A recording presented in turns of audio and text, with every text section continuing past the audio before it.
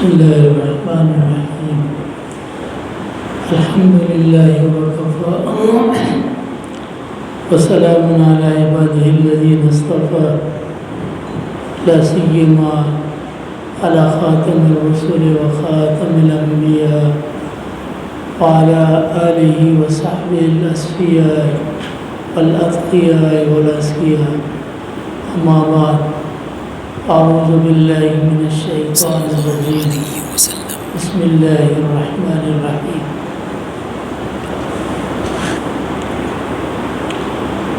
قل ما كنت بدعا من الرسل وما أدري ما يفعل بي ولا بكم إن أتبع إلا ما يوحى إلي وما أنا إلا نذير مبين صدق الله العظيم اللهم صل وسلم وبارك على سيدنا ومولانا محمد وعلى آله وصحبه كما تحب وترضى عدد ما تحب وترضى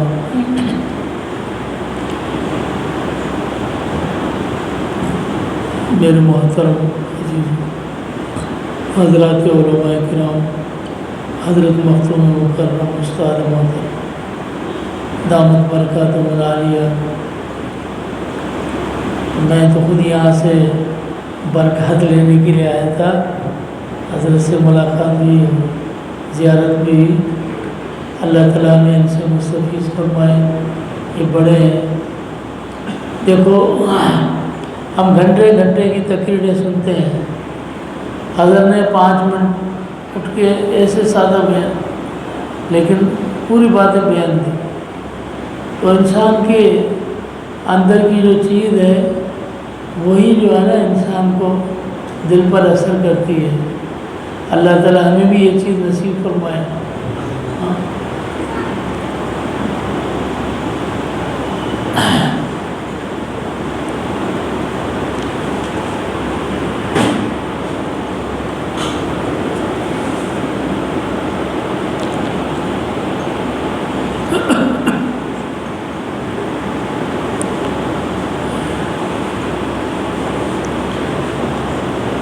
اللہ تعالیٰ ہمارے حضرات کا سایہ ہمارے اوپر قائم رکھے، اللہ ان کو صحت و عافیت دے، اس ادارے کو اللہ جل شانہ مقبول عام اور خاص بنائے، اور اللہ ان کو برکات علم کے ثمرات کے پوری دنیا تک پہنچنے کا اللہ ذریعہ بنائے، نفع عام اللہ اس سے نصیب فرمائے۔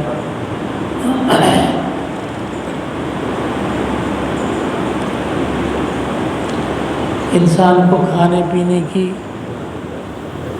اور پہننے کی جتنی ضروریات ہیں کہ انسان کھاتا ہے، پیتا ہے اور پہنتا ہے اور اپنی ضروریات زندگی پوری کرتا ہے، اپنی صحت اور دفاع کا جتنا انسان کو علم ہے، اس لحاظ سے انسان حیوانیت کے ساتھ شریک ہے۔ یہ علم ہر ایک حیوان کو ہے، بڑے جانور سے لے کر ایک چونٹی بھی ہو اس کو بھی یہ پتہ ہے کہ مجھے کھانا کیا ہے، مجھے کس طرح زندگی گزارنی ہے، رہنا کیا ہے۔ علامہ ابن جوزی رحمہ اللہ نے لکھا ہے چونٹی کے حالات میں کہ چونٹی کو اللہ تعالیٰ نے اتنے یعنی سمجھ دی ہے ان کی اپنی ضروریات کی کہ چونٹی اگر چاول لے جاتی ہے اپنے بل میں سوراخ میں تو اس کے 2 ٹکڑے کرتی ہے، اس لیے کہ اس کو پتہ ہے کہ اگر یہ چاول پورا ہوگا تو یہ اگ جائے گا، 2 ٹکڑے کرتی ہے تاکہ یہ نہ اگے۔ اور دھنیا جو ہے، دھنیا وہ آدھا بھی ہو تو اگ جاتا ہے، تو اس کے چیوٹی 4 ٹکڑے کرتی ہے۔ بھئی اتنی چیزوں کو اللہ تعالیٰ نے ان کی ضروریات زندگی کا علم دیا ہے۔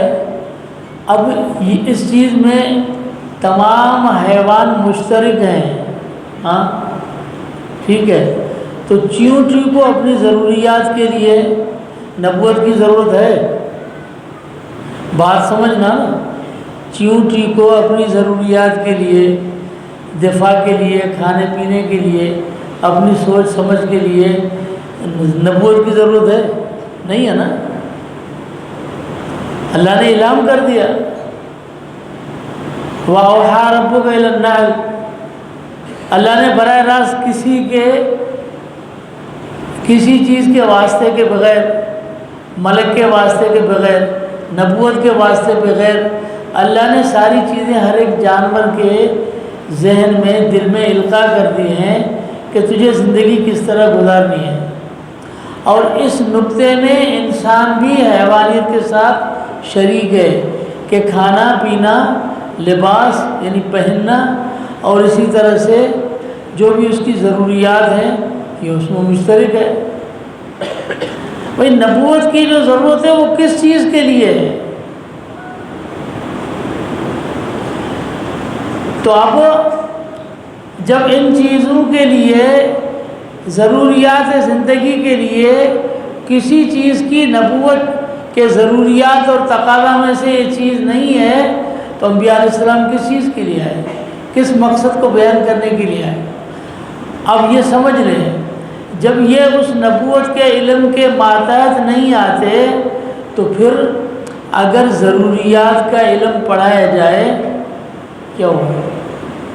ہاں نہیں، اگر ضروریات کا علم پڑھایا جائے، کھانے کا، رہنے کا، بلڈنگ کا، انجینئر ہے، صحت ہے، یہ جتنے بھی علوم ہیں دنیا میں، تو پھر یہ علوم اس کو خواہ قرآن و حدیث میں ڈھونڈتے کیوں ہوگا؟ اس کا نبوت کے ساتھ کوئی تعلق ہی نہیں ہے۔ ہاں، یہ ضروریات کیا چیز ہوتی ہیں؟ اس کو کم کرتے جاؤ کم ہوتی جائیں گی، بڑھاتے جاؤ بڑھاتی جائیں گی۔ اب یہ اللہ کی مرضی ہے کیسے؟ ایک پرندہ ہے، کبوتر ہے نا، کبوتر اپنے دانے کو زمین میں ڈھونڈے گا نا، کو فضا میں تو نہیں ڈھونڈے گا۔ کبوتر کی نظر اتنی تیز ہے، 1000 فٹ سے زمین پر پڑے ہوئے گندم کے دانے کو دیکھ لیتا ہے۔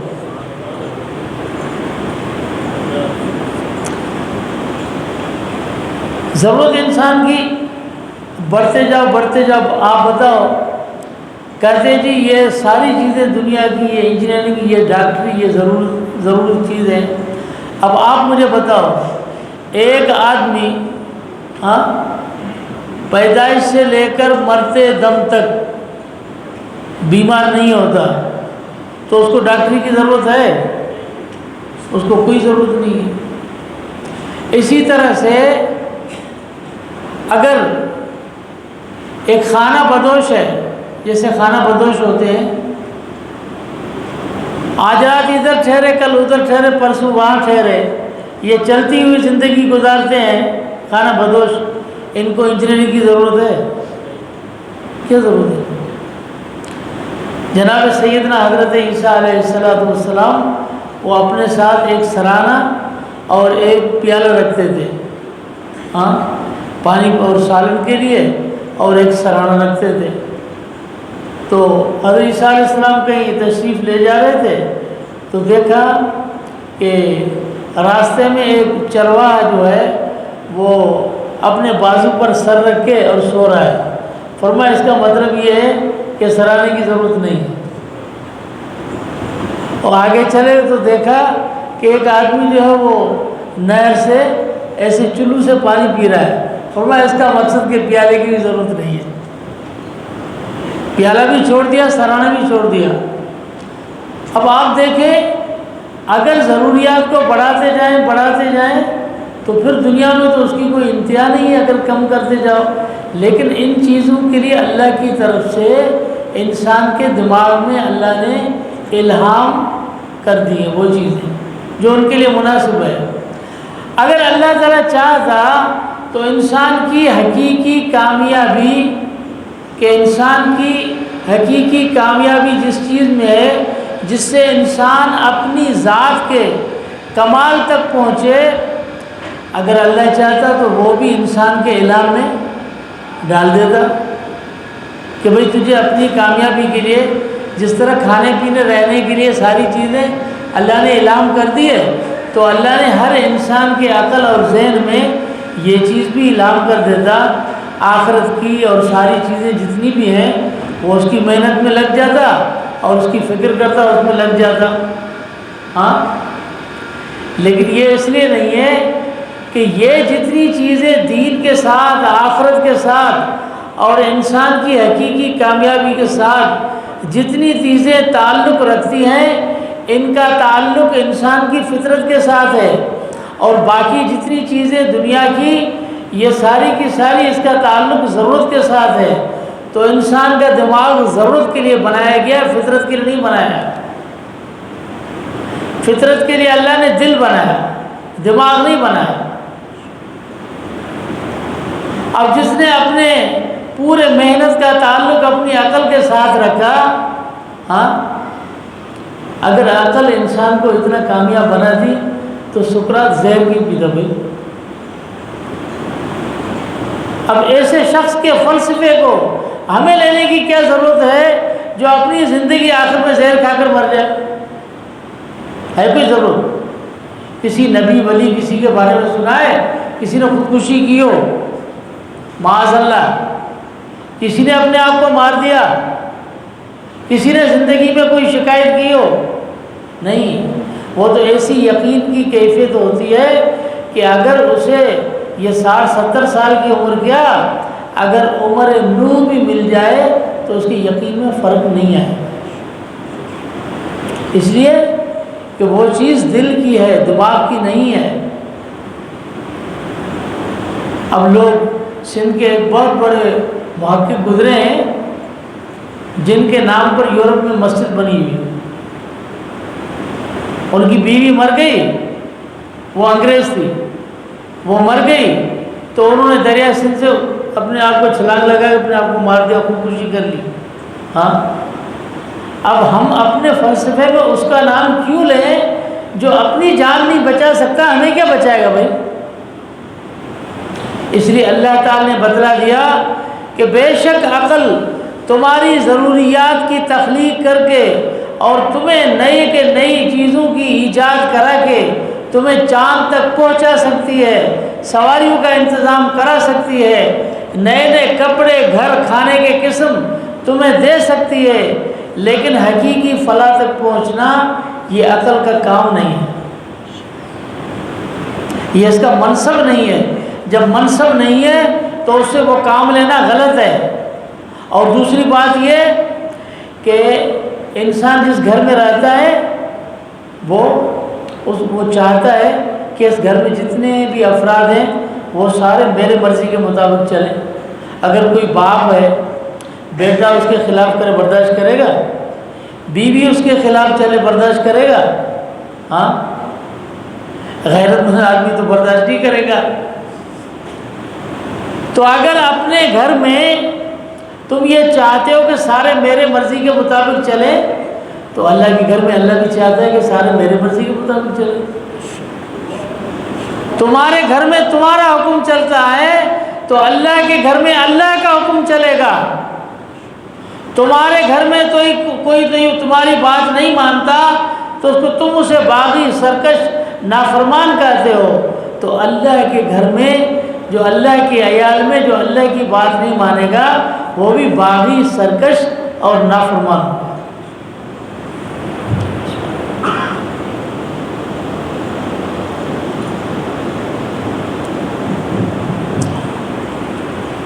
ایمان اسی چیز کا نام ہے کہ اور کے لیے وہ چیز پسند کرو جو اپنے لیے پسند کرتے ہو. جب اپنے لیے پسند کرتے ہو کوئی میری مرضی کے خلاف مت چلے تو پھر اپنے لیے بھی یہی پسند کرو اللہ کے آگے کہ میں اللہ کی مرضی کے بغیر مت چلوں. عقل انسان کے لیے رہنما نہیں ہے. اگر عقل رہنما ہوتا انسان کا تو آج یورپ، آج چائنا والے، دنیا والے وہ گمراہیوں میں نہ پڑتے. اور دنیا نے ثابت کیا ہے کہ ایک اہل دل، ہاں، جو پیغمبر کے انقلاب سے بنا ہوا ہو، اگر اس کی مثال پیش کرو، اس کی زندگی دیکھو، اس کی جامعیت دیکھو تو تمہارے اہل عقل نے دنیا میں ایک ایسا فرد بھی پیدا نہیں کر سکی آج تک. جناب رسول اللہ صلی اللہ علیہ وسلم کے اس نبوت کے ابتدائی سے حضرت صدیق اکبر رضی اللہ تعالیٰ عنہ وہاں کے پہلے ہی ایمان لانے والے حضور پر ہیں. ہاں لیکن صدیق اکبر رضی اللہ تعالیٰ عنہ وہ اہل دل تھے، اہل تسلیم و رضا تھے، اہل محبت تھے. تو حضرت صدیق اکبر رضی اللہ تعالیٰ عنہ، اب تم جو سنتے اور ہم جو سنتے ہیں کہ مولوی اور صوفی اور یہ سب نام اس چیز کا ہے کہ مسجد مدرسہ سنبھالیں اور تسبیح ہاتھ میں لے لیں اور قرآن اور یہ ایک جگہ بیٹھ کر تلاوت کرتے رہیں اور لوگوں کو تعویذ اور یہ دیتے رہے اور ساری دنیا وہ ہمارے حکم پر چلتی رہے اور کیا کرتی ہے ہمیں اس کا کوئی پتہ نہیں. جناب صدیق اکبر رضی اللہ تعالیٰ عنہ ہم اس کی مثال پیش کرتے ہیں. اور میں کہتا ہوں کہ قرآن میں اللہ نے جس طرح قرآن کو چیلنج قرار دیا کہ ساری انسانیت کے لیے فرماتے ہیں کہ چیلنج ہے قیامت تک، قرآن کا مثل کوئی پیش نہیں کر سکتا. قرآن چیلنج ہے، قرآن کے بنایا ہوا ایک ایک فرد چیلنج ہے، قرآن کا معاشرہ چیلنج ہے، قرآن کا بنایا ہوا ایک فرد جناب صدیق اکبر رضی اللہ تعالیٰ عنہ چیلنج ہے قیامت تک ایسا مثال بنا کے دکھاؤ. حضور منبر پر تشریف فرمائے اور حضور فرماتے ہیں من اصبح منکم الیوم صائما، آج بتاؤ تم میں سے روزے دار کون ہے؟ فقام ابو بکر فقال انا یا رسول اللہ. صدیق اکبر نے عرض کیا رسول اللہ میں نے روزہ رکھا ہوا ہے. من آتا منکم الیوم جائیا، بتاؤ آج کسی بھوکے کو کھانا کس نے کھلایا؟ فقام ابو بکر فقال انا یا رسول اللہ، یا رسول اللہ میں نے کھانا کھلایا. من عاد منکم الیوم مریضا، بتاؤ آج کسی نے کسی مریض کی عیادت کی؟ فقام ابو بکر فقال انا یا رسول اللہ، وہی ایک شخص اٹھے اور فرمایا یا رسول اللہ یہ بھی میں نے کیا ہے. من تبع منکم الیوم جنازہ، آج تم میں سے کوئی جنازے کے پیچھے گیا ہے؟ فقام ابو بکر فقال انا یا رسول اللہ. فقال مجتمعنا فی مسلم او قال فی مومن الا وقد دخل الجنہ. جب یہ خصلتیں کسی مسلمان میں یا مومن میں جمع ہو جائیں تو وہ جنتی ہے. ہاں اب ایک شخص ہے خود بھوکا ہے اور مساوات کے درس دینے والے اور لوگوں کو دھوکہ دینے والے اور دنیا کو اپنے نظام کے پنجوں کے اندر پھنسانے والے اس ایک شخص کو دیکھو جو خود بھوکا ہے اور دوسروں کو کھانا کھلا رہا ہے، ان کے جنازوں میں جا رہا ہے، مریضوں کی عیادت کر رہا ہے. یہ ہے مساوات نہیں اسلام میں. کیا ہے؟ ایثار ہے. تو مساوات کا درس دیتے ہو، گمراہ کرتے ہو لوگوں کو. اور مساوات کی معنی یہ ہے کہ مرد اور عورت شانہ بشانہ چلیں بازار کے اندر. یہ مساوات انہیں بتلائی ہے. یہ شریعت اللہ نے قرآن میں ایثار بتلایا ہے کہ خود ایک شخص بھوکا ہے اور اپنے بھائیوں کو کھانا کھلا رہا ہے. وَيُؤْثِرُونَ عَلَىٰ أَنفُسِهِمْ وَلَوْ كَانَ بِهِمْ خَصَاصَةٌ. یہ تم کوئی ایسا ایک شخص دکھاؤ. ایک ایسی مثال ہے ان صحابہ کی. اور عجیب یہ ہے کہ ہم اپنے درس کو تو مطالعہ کرتے ہیں، یہاں مسلمان نماز تو پڑھتے ہیں، ڈائجسٹ مطالعہ کرتے ہیں، غیروں کی کتابیں پڑھتے ہیں، لیکن ہم نے صحابہ کی تاریخ نہیں مطالعہ کرتے، ان کی زندگی نہیں دیکھی. ہاں لیکن جو پڑھتے ہیں وہ کون، ان پر کیا اثر ہوتا ہے. انڈیا کی پہلی پارلیمنٹ میں نہرو کی تقریر جب وزیر اعظم بنے تو وہ کہتا ہے کہ میں اپنے پارلیمنٹ اور اپنے ممبران وزیر و مشیروں کو کہتا ہوں کہ اگر تم اپنے عہدوں پر کامیاب رہنا چاہتے ہو تو صدیق اکبر اور فاروق اعظم کی اتباع کرو. یہ مثالیں تھی انہیں. اس لیے انہوں نے کہا کہ ان کے کپڑوں کے اندر پیبند لگے ہوئے ہیں، کھانے کو کچھ نہیں، اور نظام کس طرح چلایا. کس کی مثالیں پیش کرتے ہیں؟ یہ ہمارے بڑوں کی مثالیں ہیں. لیکن آج ہم نے اپنے بڑوں کی تاریخ بھول گئے اور ہم کیا پڑھتے ہیں اور کس طرف چلے گئے ہیں. یہ ہمیں تہذیب سکھائیں گے. جو کتوں کے ساتھ سوتے ہیں یہ ہمیں تہذیب سکھائیں گے. آپ کتوں کے ساتھ کھانا کھاؤ گے؟ تو پھر ان کی تہذیب کیوں پسند کرتے ہو؟ تم میں سے کوئی کتا اور گدھا کھائے گا تو کتے اور گدھے کھانے والے ان کی تہذیب کو تم کیوں پسند کرتے ہو؟ تمہیں اللہ نے وہ نبی دیا یحل لهم الطیبات ویحرم علیہم الخبائث، جو تمہارے لیے پاکیزہ چیزیں حلال بتلائی اور گندی چیزیں تمہارے لیے حرام بتلائی، وہ پیغمبر ملا۔ اور پھر تم دوسروں سے اپنی تہذیبوں کی بھیک مانگتے ہو جن کے پاس کچھ نہیں ہے سوائے تمہارے ختم کرنے کے لیے اور انسانیت کو تباہ کرنے کے لیے ان کے پاس انسانیت کو کمال تک پہنچانے کا کوئی بھی سامان نہیں ہے۔ اور ہم چیلنج سے کہتے ہیں کہ انسان اپنی ذات میں کامل ہو جائے، یہ صرف قرآن اور سنت میں ہے، کہیں بھی نہیں ہے۔ اور چیلنج سے کہتے ہیں اگر ہے تو تم کامل بناؤ۔ ہم یہ نہیں کہتے کہ تم ایسے شخص بتاؤ جو تمہارے پڑھنے والے جو پورے کے پورے کرپشن نہ کرتے ہوں، ہم یہ نہیں کہتے۔ ہم کہتے ہیں کہ تم ایک ایسا بندہ نکال کے آؤ جو حرام نہ کھاتا ہو، ایک بندہ نکال کے آؤ۔ اور ہمارے جناب رسول اللہ صلی اللہ علیہ وسلم نے قرآن سے جو انسانیت ساز کتاب ہے وہ افراد تیار کیے، جس کے بارے میں ہم تمہیں کہتے ہیں کہ ایک بندہ لاؤ جس کے بارے میں تمہیں شک ہو، پیش کرو۔ تم ایک بندہ ٹھیک بتاؤ ہمیں اپنا، کوئی نہیں کر سکتا۔ ایک صحابی، حضور نے کیا فرمایا؟ اصحابی کالنجوم، میرے صحابہ ستاروں کی طرح ہیں۔ میں نے کہا اس کے تو کئی آفتاب کے حضور کے انوارات جن کے سینے میں جذب ہوں وہ تو ٹھیک ہیں، لیکن ستارے میں ایک عجیب خاصیت ہوتی ہے، یا بلب دیکھو گے نا اس میں کتنی روشنی ہے لیکن اس کی جڑ میں روشنی نہیں ہے، نہیں ہے روشنی۔ ستارہ اس کو کہتے ہیں جس کا کوئی کوہنا بے نور نہ ہو، ستارہ اس کو کہتے ہیں جو پورے کا پورا منور ہو، جس کا کوئی کوہنا بے نور نہ ہو۔ تو حضور فرماتے ہیں میرے صحابی کے وجود کا کوئی بھی حصہ ایسا نہیں جس کے اندر ایمان کا نور نہ ہو،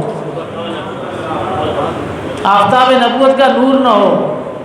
اور جب ایمان کا نور دل میں آئے اور اس کی بشاشت دل میں اتر جائے اور پھر پھیل جائے پورے وجود میں، تو پھر اس پھیلنے کے بعد اس وجود کی سرزمین کا کوئی بھی ایسا حصہ نہیں ہے جس میں نور نبوت کی شعائیں نہ ہو، آفتاب نبوت کی شعائیں نہ ہو۔ تو پھر یہ روحانی امراض اور نفسانی امراض یہ کہاں جائیں گے؟ اسی لیے اللہ نے فرمایا فَأَصْبَحْتُم بِنِعْمَتِهِ إِخْوَانًا، اللہ کی اس نعمت اور برکت سے تم سارے بھائی بن گئے۔ دلوں میں نفرت، حسد، سب چیزیں اللہ نے ختم کر دی حضور کی برکت سے، اس لیے کہ جب نور کامل آ جائے، ہاں یہ ہم سارے جتنے مسلمان ہیں یہ ہم نے اسلام کو سمجھا ہے، ایمان کو ہم نے کم سمجھا ہے۔ ہم تو ایسے مسلمان ہیں کہ ہم سب کچھ کرتے ہوئے بھی اپنے آپ کو مسلمان کہتے ہیں، لیکن جن کا پورا وجود مسلمان تھا، جن کی آنکھیں بھی مسلمان تھیں، جن کے کان بھی مسلمان تھے اور جن کے ہاتھ اور پاؤں بھی مسلمان تھے، وہ تو حضور کے صحابہ تھے جن کے بارے میں اللہ نے فرمایا فَإِنْ آمَنُوا بِمِثْلِ مَا آمَنْتُمْ بِهِ فَقَدِ اهْتَدَوْا۔ اصل چیز کہ دنیا نے عقل کے دیوانے پیدا کیے، اور عقل اور فکر اور ذہن ترقی کر کے اس کی انتہا کیا ہوتی ہے؟ انتہا ہوتی ہے کہ انسانیت کو وساوس میں مبتلا کرنا اور ذہنی فکری غلامی پیدا کرنا۔ ہم ساری دنیا والے جو عقل والوں کے پیچھے چلتے ہیں یہ ذہنی فکری غلام ہے۔ اور اللہ کے نبی کی تعلیم کیا ہے کہ جس محنت کی ابتدا دل سے ہو، جس محنت کی ابتدا دل سے ہو، وہ دل وساوس سے پاک ہوتا ہے اس کے اندر یقین کی کیفیت آتی ہے، وہ دنیا میں جنت کے مناظر اپنی آنکھوں کے سامنے دیکھتا ہے۔ احد میں صحابہ نے جنت کے مناظر نہیں دیکھے تھے؟ ہاں، چلتے پھرتے جبرائیل کا، قرآن کے نزول کا مشاہدہ نہیں کرتے تھے؟ کیوں؟ یہ دل کے اندر جو یقین کی کیفیت تھی، اور یقین کی کیفیت ایسی تھی کہ جب حضرت ابراہیم فوت ہوئے تو حضرت ماریہ قبطیہ رضی اللہ تعالیٰ عنہا وہ رونے لگی، تو حضور نے فرمایا ماریہ تم کیوں روتے ہو؟ ہاں، اگر تمہیں یقین نہیں، اللہ نے جنت میں اس کو ایک حور دی ہے دودھ پلانے والی، اگر تمہیں یقین نہ آئے تو میں اللہ سے دعا کروں اللہ حجابات ہٹا دے اور وہ منظر تم اپنے آنکھوں سے دیکھ لو۔ ہاں، اب وہ اہل دماغ نہیں تھے، وہ اہل دل تھے، تسلیم و رضا والے تھے، یقین والے تھے۔ حضرت ماریہ نے عرض کی یا رسول اللہ میں اپنے آنکھوں سے دیکھ لوں۔ ماریہ کی آنکھیں دھوکہ کھا سکتی ہیں، محمد رسول اللہ کی زبان سچی ہے۔ ایمان اس کو کہا جاتا ہے، اس یقینی کیفیت کا نام ہے۔ جب یہ دل کے اندر اتر جائے تو سارے اوہام ختم ہو جاتے ہیں اور یقین کی کیفیت ہو جاتی ہے، اور وہ بندہ، اس کی انتہا کیا ہوتی ہے؟ اس کی انتہا تمام غلامیوں سے آزاد ہو کر ایک اللہ کا ہو جانا۔ اور یہ لا الہ الا اللہ کے مفہوم ہے، لیکن ہم نے کبھی سوچا ہی نہیں۔ لا الہ الا اللہ کی مفہوم کیا ہے؟ فَمَن يَكْفُرْ بِالطَّاغُوتِ وَيُؤْمِن بِاللَّهِ فَقَدِ اسْتَمْسَكَ بِالْعُرْوَةِ الْوُثْقَىٰ۔ لا الہ، تمام طاغوتی قوتوں کا انکار، وَيُؤْمِن بِاللَّهِ، ایک اللہ کی ذات پر یقین، اس کو دل کے اندر لانا ہے۔ تو جب تمام طاغوت نکل جائے اور سب سے بڑا طاغوت یہ تیرا اپنا نفس اور بت ہے، یہ صنم تیرا گر جائے اللہ کے نبی کی محنت سے، تو پھر یہ کسی نفس والے کا غلام نہیں بنے گا، یہ کسی کے آگے نہیں جھکے گا، یہ صرف ایک کو سجدہ کرے گا، ایک ہی بات کرے گا۔ بتوں کے آگے وہ جھکتے ہیں جن کے نفس اپنے بت بنے ہوئے ہیں، جن کے نفسوں سے یہ بت ختم ہوا، وہ کبھی کسی کے سامنے نہیں جھک سکتا، وہ ایک اللہ کے آگے جھکتا ہے۔ وہ تو فکری اور ذہنی غلامی سے نکالنے کے لیے آئے تھے۔ ابھی ایک حاکم بنتا ہے، ایک سلطان اور بادشاہ بنتا ہے، اس کا ذہن کیا ہوتا ہے کہ میرے خلاف کوئی بات کرے تو آپ بتاؤ اس کے ساتھ کیا اثر ہوتا ہے؟ ہاں، لیکن جب خلافت راشدہ کا زمانہ آتا ہے، جناب فاروق اعظم رضی اللہ تعالیٰ عنہ خلیفہ اور امیر المومنین بنتے ہیں، ممبر پر تشریف فرماتے ہیں، تو اپنے متبعین اور صحابہ کو اور اپنے مخاطبین کو فاروق اعظم کیا ترغیب دیتے ہیں؟ بھئی وہ بھی تو حاکم تھے نا اپنے زمانے کے، انہوں نے کیا ترغیب دی؟ انہوں نے تو فرمایا مَتَسْتُولیتُمْ وَقَدْ وُلِدْتُمْ أَحْرَارًا، کب تم محکوم اور غلام بن گئے؟ تمہیں اللہ نے ماں کے پیٹ سے آزاد کر کے پیدا کیا۔ ذہنی فکری غلامی نہیں سکھائی، آزادی انہوں نے سکھائی۔ اور پھر ایک شخص اٹھ کے کھڑا ہوتا ہے اور وہ کہتا ہے یا امیر المومنین لو رأینا فیک اعوجاجا لقومناک بالسیف، اگر آپ کے اندر بھی ہم ٹریڈ دیکھیں گے تو تلوار سے سیدھا کریں گے۔ ہاں، تو آج اگر کوئی اس قسم کی بات کرے تو آپ بتاؤ کہاں ہوگا وہ؟ لیکن ممبر پر بیٹھے ہوئے جناب فاروق اعظم رضی اللہ تعالیٰ عنہ نے فرمایا الحمدللہ، اللہ کی تعریف ہے کہ اللہ نے ایسے لوگ بھی پیدا کیے ہیں جو عمر کو سیدھے کرنے والے، ایسی شان کہاں ملے گی؟ ہاں، یہ اہل دل ہے۔ مت جاؤ کثرت کی طرف اور دماغ کی طرف، یہ دماغ یہ ایسی وادی میں انسان کو لے جائے گا، ضلالت اور گمراہی میں، جہاں سے اوپر کوئی نکل نہیں سکتا۔ یا کئی کھپ گئے اہل عقل، لیکن یہ اہل دل، انبیاء کی تعلیم، صحابہ کی علماء جو وارث ہیں حضور کے، یہ تعلیم تمہیں اس طرف لے جائے گی کہ تم یہاں فرش پر بیٹھ کر جنت کی زمین کو رونو گے۔ ہاں،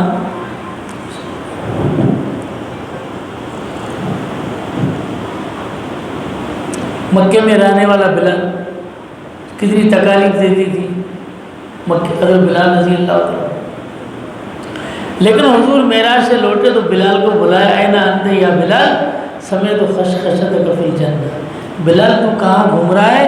تیرے قدموں کی آہٹ میں نے جنت میں سنی۔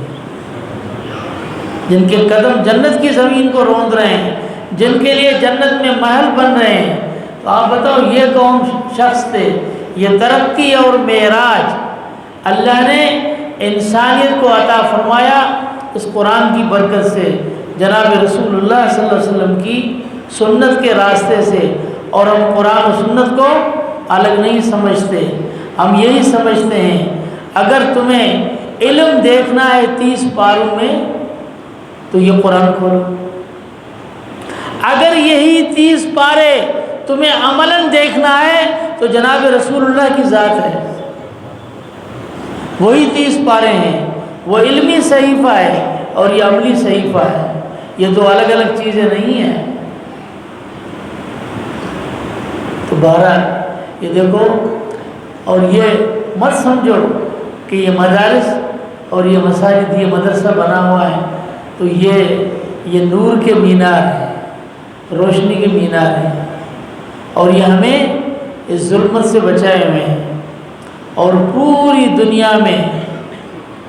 دنیا میں انسان کا چلنا، اٹھنا، بیٹھنا، اب آپ دیکھو گے تو آپ کو جانوروں کی طرح زندگی نظر آئے گی۔ ساری دنیا میں دیکھو، میں کسی کا نام نہیں لیتا لیکن جا کے دیکھو، لیکن اگر تم ایشیا والے اور ہم اگر اب بھی اپنی شکل و صورت اور کچھ نہ کچھ اپنا لباس بچائے ہوئے ہیں تو یہ قرآن و حدیث کی برکت ہے، ان اہل مدارس کی برکت ہے، ان کی وجہ سے بچے ہوئے ہو، یہ مت سمجھو۔ ہاں، یہ لوگ اٹھتے بیٹھتے کتنے بڑی بڑی غلطیاں کرتے ہیں لیکن انہیں کہیں کوئی چیز نظر نہیں آتی، تو یہ بیچارے مولوی ہوتے ان پر آ کے اعتراض کرتے ہیں۔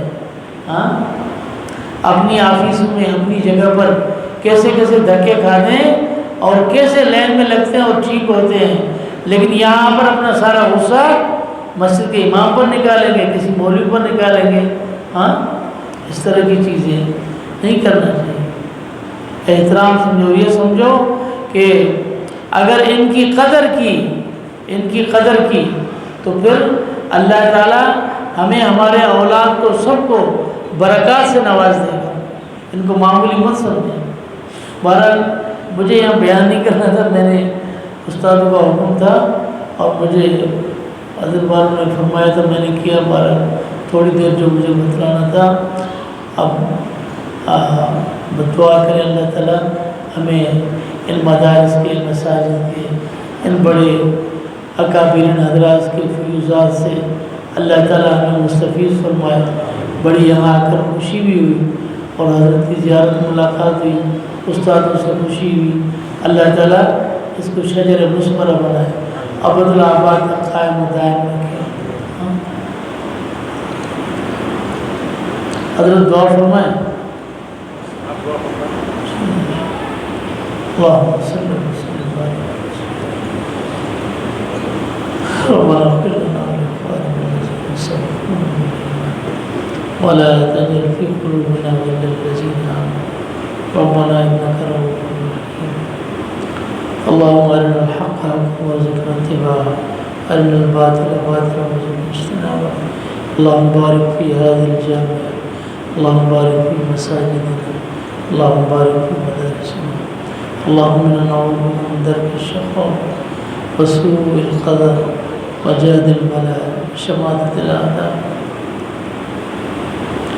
اللهم اشف جميع مرضانا واقض حوائجنا واكفنا في جميع مهماتنا واختم بالصالحات أعمالنا بجاه النبي الكريم وصلى الله تعالى على خير خلقه سيدنا ومولانا محمد بس آگے اللہ